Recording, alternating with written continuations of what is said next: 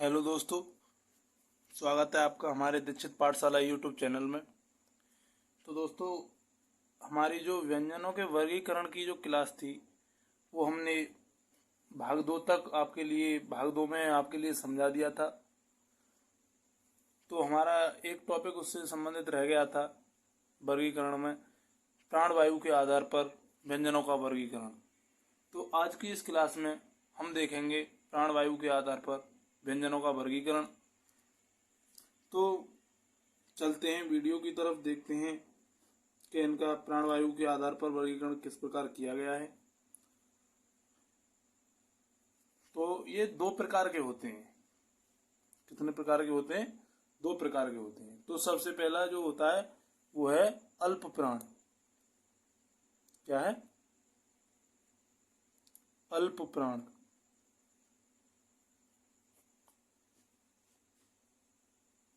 अल्प प्राण,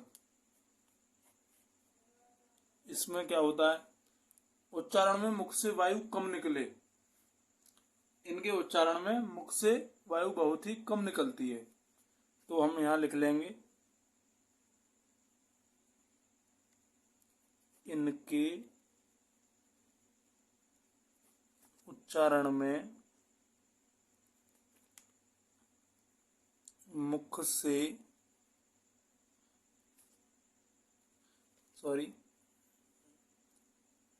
मुख से वायु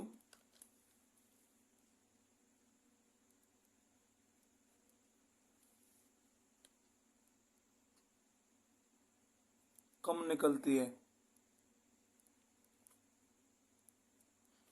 तथा ये कौन कौन से होते हैं? तो प्रत्येक वर्ग का पहला, तीसरा और पांचवा वर्ग वर्ण जो होता है, मतलब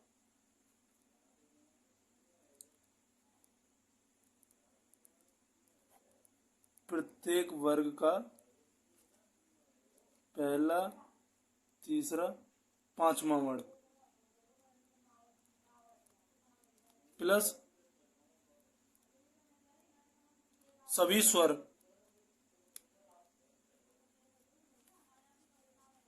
प्लस अंतस्थ व्यंजन।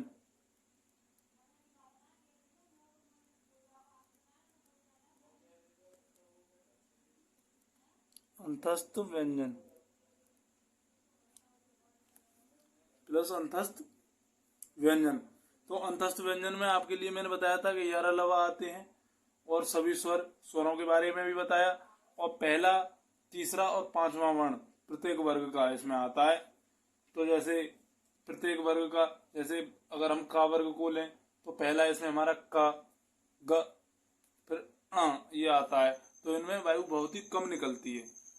फिर इसके बाद में जो इसका दूसरा प्रकार है वो है महाप्राण। क्या है? महाप्राण।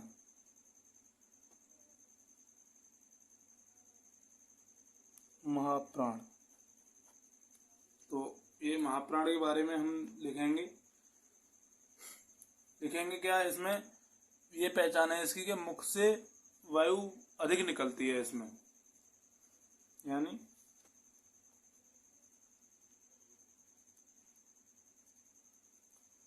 मुख से वायु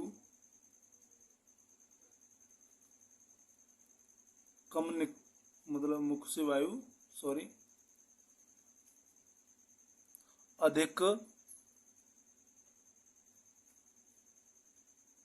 निकले। इनके उच्चारण की ये पहचान है। जैसे वायु अगर ज्यादा निकल रही है, अधिक निकलेगी, तो हम अपने आप ही पहचान लेंगे ये महाप्राण व्यंजन है। तो इसमें ये कौन कौन से आते हैं? तो इसमें आते हैं हमारे प्रत्येक वर्ग का दूसरा चौथा वर्ण प्लस ऊष्म व्यंजन।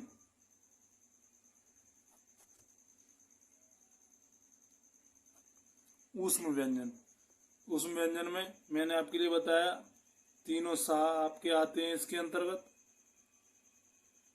और एक हा आता है। ऊष्म व्यंजन जिनके उच्चारण में मुख से गर्म हवा निकलती है, वे ऊष्म व्यंजन कहलाते हैं। अब हमारा जो अगला वर्गीकरण है वो आता है उच्चारण के आधार पर। तो ये उच्चारण के आधार पर 8 प्रकार के होते हैं। कितने प्रकार के होते हैं? 8 प्रकार के। तो यहाँ पर हम लिखते हैं उच्चारण के आधार पर।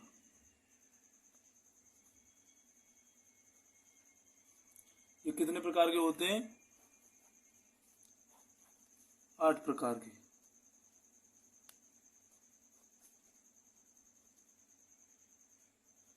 आठ प्रकार के होते हैं। सबसे पहले आता है इसमें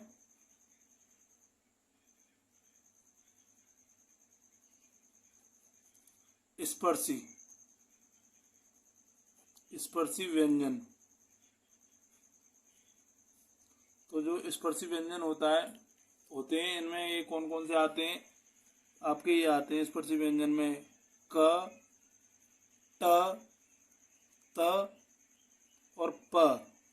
मतलब क, ट, त और प वर्ग के प्रथम 4 वर्ण। ठीक है। अब इसके बाद हमारे आता है संघर्षी या ऊष्म संघर्षी।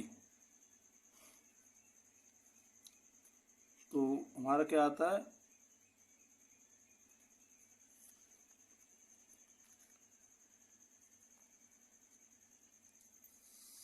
संघर्षी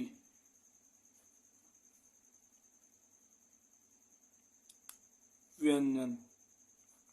तो संघर्षी व्यंजन कौन कौन से होते हैं? ये वही होते हैं जो ऊष्म व्यंजन जो होते हैं उनको ही हम संघर्षी व्यंजन कह देते हैं या फिर ऊष्म संघर्षी कह सकते हैं। तो ये कौन कौन से होते हैं? तीनों सा आते हैं इनके अंदर। बहुत ही इम्पोर्टेंट है ये।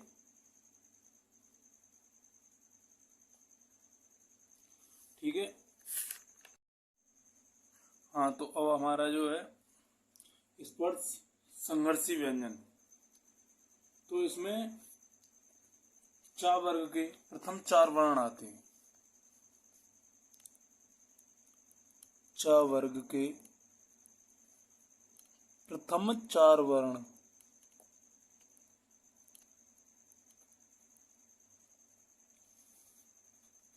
फिर उसके बाद में हमारा आता है नासिक। चौथा जो है क्या है? नासिक। तो नासिक में प्रत्येक वर्ग का जो 5वां वर्ण होता है जिन्हें हम अणा कहते हैं वो आती हैं इसमें।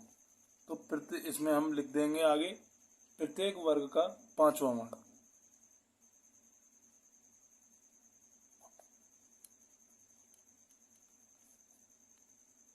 पांचवा वर्ण। फिर इसके बाद में हमारा आता है संघर्षहीन।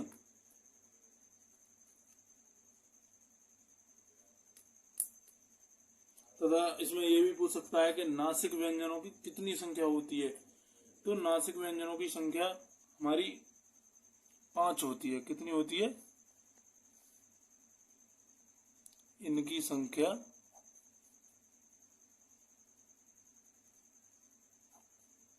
5 होती है। और ये जो हमारे स्पर्श संघर्षी हैं इनकी 4 होती है। तो अब हमारा आता है संघर्षहीन 5 नंबर पर। संघर्षहीन। तो ये संघर्षहीन 2 होती है। इनकी संख्या कितनी होती है? 2। तो ये कौन कौन से हैं? यह व। मैंने इनके बारे में पीछे भी बताया आपके लिए। इन्हें अर्धस्वर भी कहते हैं।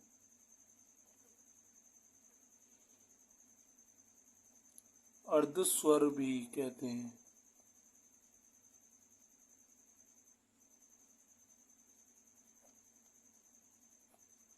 अर्धस्वर भी कहते हैं। तथा इसके बाद में हमारे आते हैं नंबर 6 पर प्रकंपित या लुंठित व्यंजन। इसकी संख्या 1 होती है। ये मैंने आपके लिए पहले ही बताया है बहुत अच्छी तरह से। तो ये कौन सा होता है आपका, प्रकंपित या लुंठित व्यंजन। इनकी संख्या 1 होती है और ये हमारा कौन सा है, रा, ये है इसमें। फिर इसके बाद में आता है हमारा उच्चारण के स्थान पर ही 7 नंबर पर पार्श्विक व्यंजन।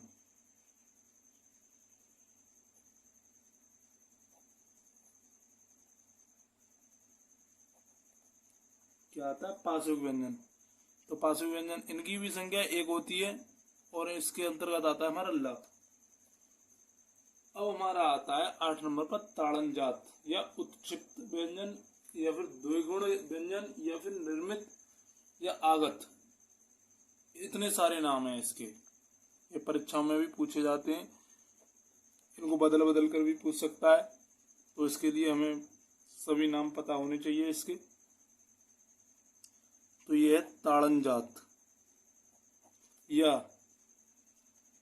उत्क्षिप्त या द्विगुण या निर्मित या फिर इसके बाद में आपका आता है आगत व्यंजन। तो इनकी संख्या 2 होती है और ये कौन कौन से हैं, एक तो आपका ये आता है इसमें और तथा ये आता है ढ।